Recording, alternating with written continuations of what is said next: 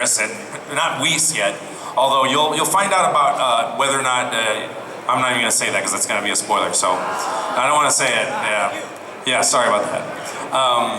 And you will find out in the movie why, this is not a spoiler, but you will find out in the movie why that Goku has a different symbol on his, and Vegeta has a different symbol. There's a particular moment in the movie that's really clever that you will appreciate. So, as of today, I'm gonna go with Goku, and that's not just because I play him. I actually want to give it to Superman because I want to be fair and I like Superman, but God mode, I mean, it's hard to say, Superman's not a god, he's a, Kryptonian who has powers from a yellow sun, and gods can do all kinds of crazy stuff.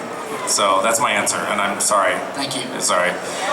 Sorry, I didn't mean to embarrass you or anything. I don't know if I can ask this or if you can answer it, but in the movie Battle of the Gods, Lord Beerus says that Goku is his second opponent, the second strongest opponent he's ever faced. Who would be the first? I thought he mentions who that is in Battle of the Gods. I thought he refers to it at some point. Was it Frieza? Whis, right? Okay, and that's clear. So yeah, I guess it would be Whis. And for those of you who've seen Battle of the Gods, well, has everybody seen Battle of the Gods? Okay. So you know that Whis is Beerus' teacher. Thank you. Yeah, thank you. Yeah.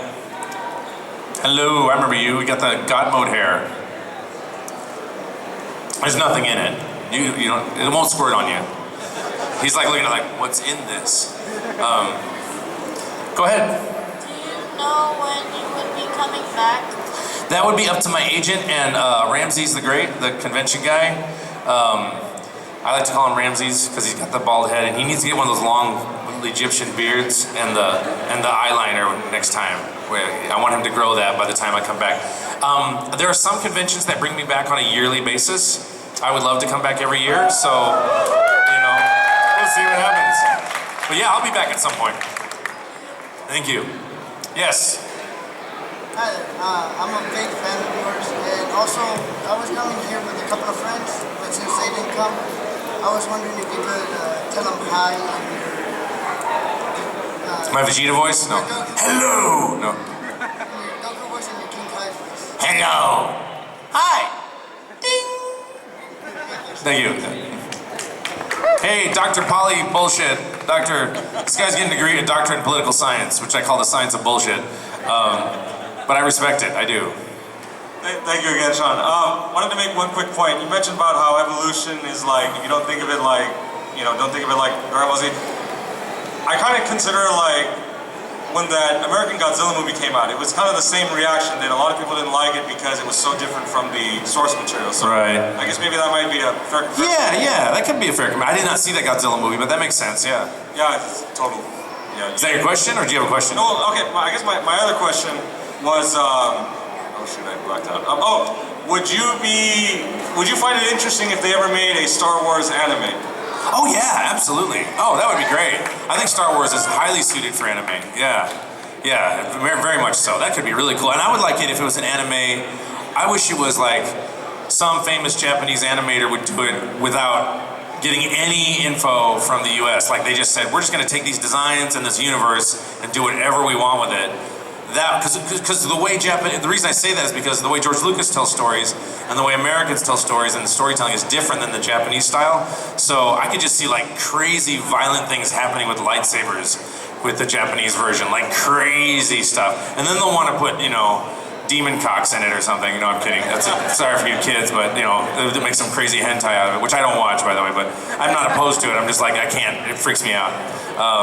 If you enjoyed, whatever. So yeah, cool. Thanks for the question.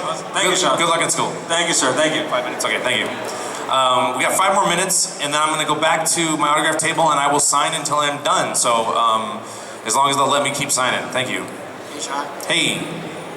When you play a Dragon Ball Z game, do you mostly play as Goku? I do. Yeah, I do. I'll play as Piccolo sometimes because I like Piccolo. I'm a big Piccolo fan, and I wish there was you could play Gregory, like little tiny Gregory versus Bubbles. Bubbles, Gregory, Bubbles. I love Bubbles. Bubbles is one of my favorite characters. Chris Sabat voices Bubbles. Yeah, he does. Thank you. Quick question. if you didn't get into voice acting, what do you think you would be doing? I would be playing the French horn still, because that's what I was doing before I became a voice actor. I was playing orchestras. I was a professional hornist in Dallas, Fort Worth, and I had a studio of about 30 students, and I was teaching music and playing my French horn all the time. Or I might have got, oh, thank you. Or I would be, if I could do my career over again, I'd be Joe Satriani, because I would love to be a guitar soloist who just goes all the time. I would love that. I have some guitars right now, and I'm trying to learn how to do that, and it's challenging. But yeah, I would love, if I wasn't going to be Goku in a next life, I would be Joe Satriani. Can you wish my friend good luck to basic training, going to the military? Oh yeah, good luck at basic training, and don't get killed. There you go. Thank you. I say that to all the military people, and then I'm gonna feel terrible if I find out one of them gets killed. I'm like, I was just joking, and then their family's like mad at me, and then they come to my house. And okay, all right, female Goku. Hi. I was wondering if you could sing a little bit of Dragon Song. Oh God, I don't even know if I remember it. If I can do it. Don't stop. Wait, don't stop. I can't do it. We can find paradise. All we have to do is go free your soul. I guess close. Is that close enough? I don't know. That's all right. Soul. Yeah, Dragon Soul.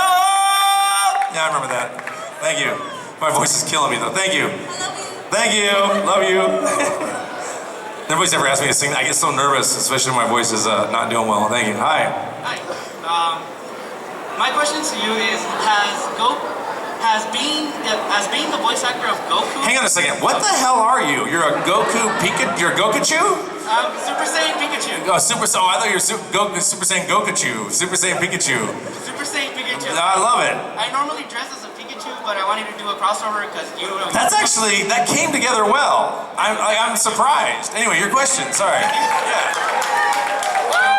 My question to you is, as being the voice actor of Goku, outside of like your voice acting career or whatever, has Goku helped you like in any way, like it better your life, I guess? Well, yeah, I know I've got a couple minutes, so I might go over a bit, but that's a really good question because I had a very difficult childhood, as many of us do, and I won't go into detail on that, but needless to say, it caused me to have a lot of issues that were psychological that were preventing me from accessing what I believe was my full potential and talent as a human being. And I can say that my success as a voice actor, I did not take acting classes. I studied music and I took one acting class. And maybe it shows sometimes because my acting's not always that great. I don't know, but I keep getting hired, so that's a good sign. And I'll keep doing it as long as they keep hiring me. But Goku was my first audition and my first role. And it opened doors for me. It didn't, give me the financial resources I needed until later, but it opened up doors to more financial resources that allowed me to get the therapy I needed to improve my life and meet people who could connect me to other people who would take me to a level of professionals and people that could help me. And then when you mix that with having a job that is so gratifying that when you get depressed, meaning me, when I got depressed or when I felt like giving up, it was all you guys not that I've met any of you personally until today, but it's all the fans I would think about. I'm like, well, I can't quit now because I have to do this, and because I couldn't quit, that kept me in the game long enough to spend the money on the help I needed to work on issues I had, which I have, and my life's way better because of it. I'm a much different and much happier person because of Akira Toriyama. Thank you. On Dragon Ball Z. And it's interesting to me because I've spent decades thinking about this because I believe in cause and effect. I'm a believer in that. And I can remember the second, I would not be Goku. I'm going to tell a story and I don't give a shit how long it takes, but I would not be Goku if there was this one moment when I was working as a hornist and I was married and unhappy.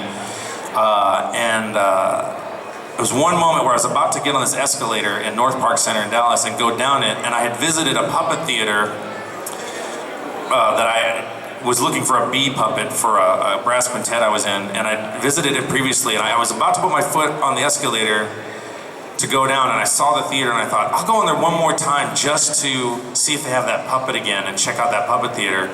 And I went in, and there was a guy working there, and we were talking about puppets, and I was messing around with them and doing voices on them, and he goes, how'd you like a job here? I thought I was to do voices, even though I wasn't a voice actor, but I knew I could do good voices because my friends always told me I did.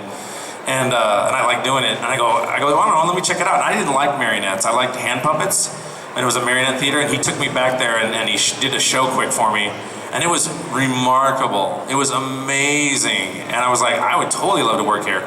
And so from there, I met people who introduced me to a world of artistry that I was not aware of. And if I had not taken that, if I'd taken that step down that escalator, I wouldn't be there today, because then I met people who talked me into auditioning for Dragon Ball Z, and I did some voices in the puppet theater, which got me excited about doing voices, which was technically my first job, although Goku was my first real audition.